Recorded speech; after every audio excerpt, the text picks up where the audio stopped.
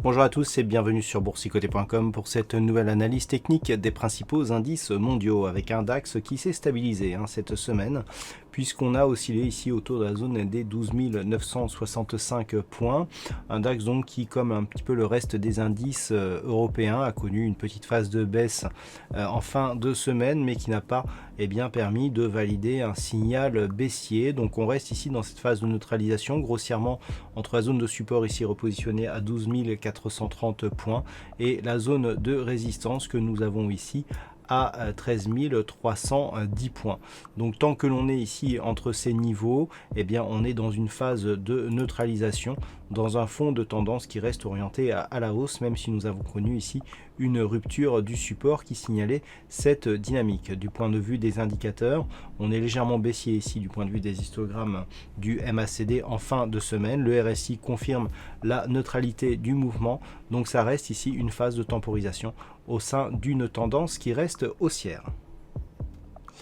Sur l'Eurostoxx 50, là aussi nous avons connu une phase de stabilisation après donc la cassure haussière de la zone des 3276 points.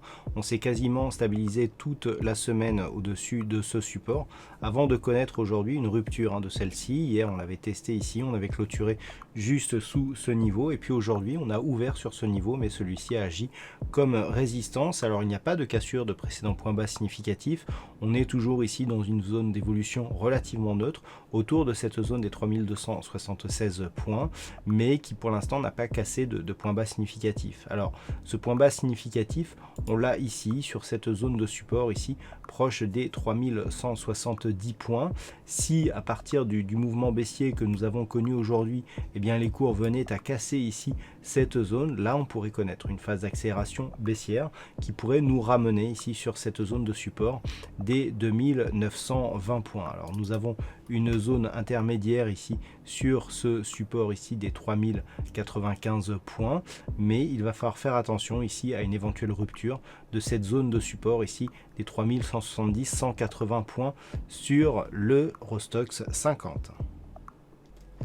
Sur les indices américains, pas de répit cette semaine avec des nouveaux records donc et une tentative de cassure ici de la zone de résistance des 3390 points.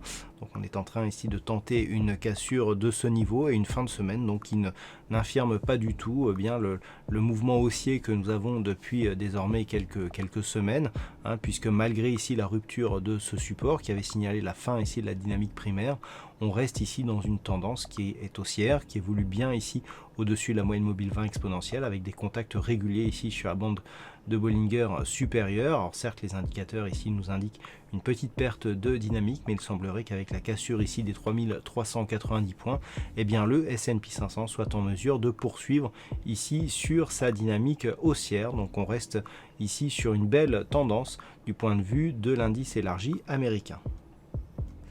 Et puis sur le Nasdaq, par contre là la tendance reste bien sûr haussière. Ça fait très longtemps maintenant que l'on n'a plus eu de contact avec la bande de Bollinger inférieure, c'est-à-dire le dernier contact ici c'était en plein cœur de la crise de la Covid-19, donc à la fin du mois de mars de cette année. Donc depuis qu'il y a eu ce rebond technique, on a été ici sur cette première dynamique qui a été cassée elle aussi, comme on l'a vu sur le S&P 500.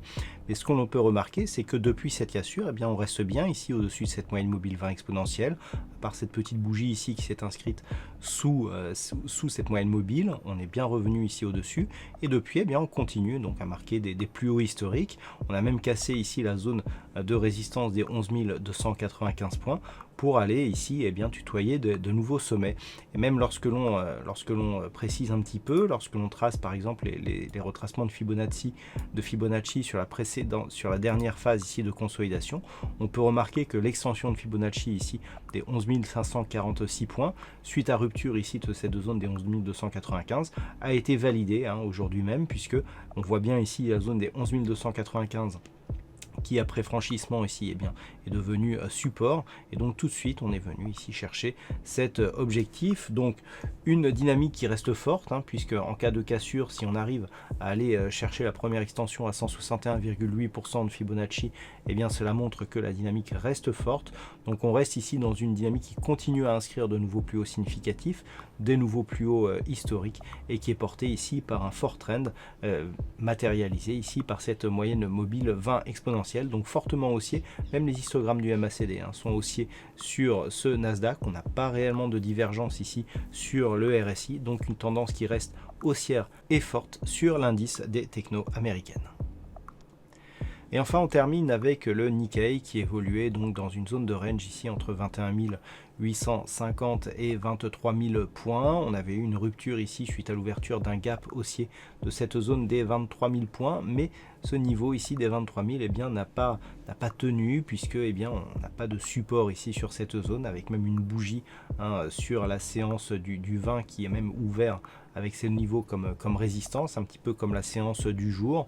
Donc malgré tout, ce que l'on peut observer, c'est qu'on a ici un gap qui a été comblé mais qui reste support. On le voit ici sur cette zone, la zone ici de point haut que nous avions connu le 12, elle correspond à la zone de point bas que nous avons connue hier sur le Nikkei. Donc on a un nouveau plus haut significatif, des cours qui viennent combler ce gap, mais un gap qui reste support. On est toujours au-dessus de la moyenne mobile 20 exponentielle. Donc même si la zone des 23 000 ici elle est quelque peu enfoncée, on reste dans une dynamique haussière sur l'indice japonais, avec un possible retour ici au-dessus des 23 000 points, auquel cas on confirmerait bien la poursuite de cette dynamique en direction ici des 23 600 points, prochaine zone d'objectif de l'indice japonais. Voilà donc ce que l'on peut dire sur cette analyse technique des principaux indices mondiaux. Passez un bon week-end et on se retrouve dès la semaine prochaine pour d'autres analyses techniques, toujours sur le site boursicoté.com.